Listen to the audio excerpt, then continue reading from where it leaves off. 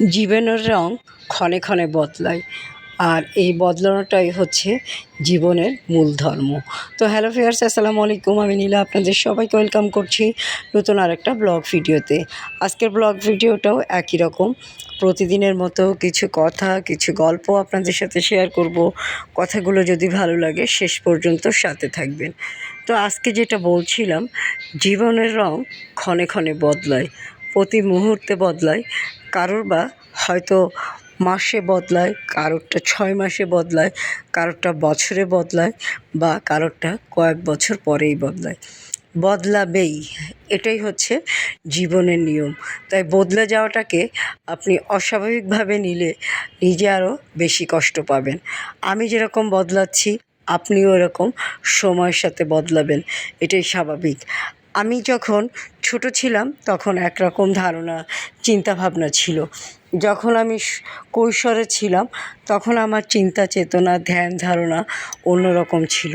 সবাই আমাকে ভালো বলুক, আমাকে পছন্দ করুক, এরকম একটা ধারণা ছিল, বা এরকম ধারণা কম বেশি সবারই হয়।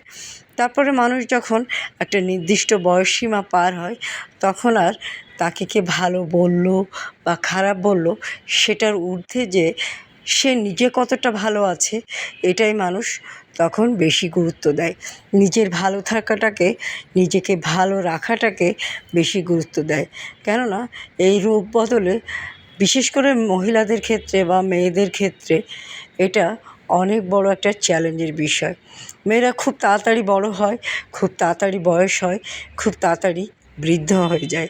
ছেলেরাও হয়, একটা ইয়াং বয়সের ছেলেরা দেখবেন বেশি কর্মক্ষম থাকে, বা একটা 40 ঊর্ধ্ব ছেলেরাও কিন্তু অনায়াসে মানে একদম কর্মক্ষম থাকে বা সব দিক থেকেই অ্যাক্টিভ থাকে। কিন্তু একটা 40 ঊর্ধ্ব মহিলা আপনার সব দিক থেকে অ্যাক্টিভ থাকতে গেলে তাকে অনেক প্রতিকূলতা পেরিয়ে যেতে হয়।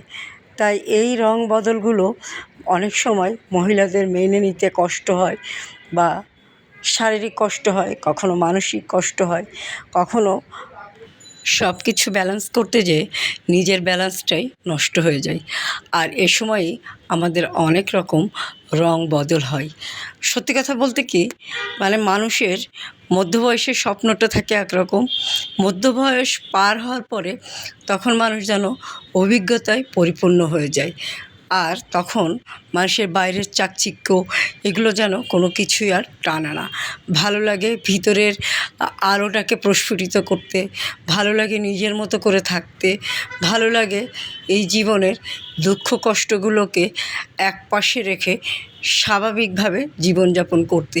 কিন্তু এই জীবনযাপনটা অনেক সময় মহিলারা করতে পারে না, সুন্দরভাবে করতে পারে না। হয়তো কেউ পারে, হয়তো কেউ পারে না। শরীরে নানাবিধ সমস্যা, রোগ ব্যাধি এগুলো তো থাকেই। তার চারপাশে থাকে পারিবারিক অনেক ধরনের ঝামেলা, ঝঞ্ঝাট। হয়তো সবার পরিবারে থাকে না, কারো কারো পরিবারে থাকে। তাই জীবনের এই রং বদলটা আসলেই মেনে নেওয়া অনেক কঠিন হয়। তারপরেও জীবনকে রঙিন করতে হয়, জীবনকে সাজাতে হয়। আর জীবনকে সাজাতে গেলে, রঙিন করতে গেলে মাঝে মাঝে আপনি সুন্দর কিছু শাড়ি পরবেন। সুন্দর কিছু শাড়ি পরে পরিবারের সাথে হোক, নিজের হোক, বা কারোর সাথে হোক, আপনার খুব কাছের মানুষ কারোর সাথেই হোক, আপনার সন্তানের সাথে হোক, মাঝে মাঝে ঘুরতে চলে যাবেন। ঘুরতে গেলে মন ভালো থাকে, এবং ঘুরে আসলেও বেশ কিছুটা সময় মাথাটা রিফ্রেশ থাকে। যার কারণে মানুষ বলে ঘুরলে শান্তি লাগে, বা ঘুরলে মন ভালো থাকে। অবশ্যই ঘুরতে হয়। যারা শুধুমাত্র নিয়মবাঁধা জীবনযাপন করে থাকে তারাই বুঝতে পারে যে একটু ঘোরার মূল্য কতটুকু।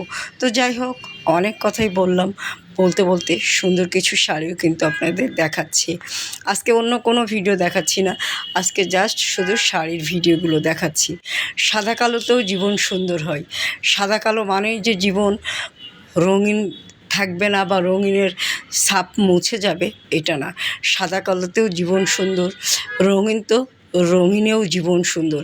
অনেক সময় রঙিন থাকে দুঃখ আড়াল করতে, আবার অনেক সময় সাদা কালোতেও মানুষের ভিতরের অন্তরটা অনেক রঙিন থাকে। আর এই সুন্দর শাড়ি পরতে গেলে অবশ্যই পেজটা ফলো দিয়ে জীবন মন দুটোকেই সুন্দর রাখবেন। আর সুন্দর রাখতে গেলে অদ্রি ফ্যাশন অ্যান্ড লাইফস্টাইলের পেজের সাথে থাকবেন বা ইউটিউব চ্যানেল স্বপ্ন ট্যুরের সাথে থাকবেন।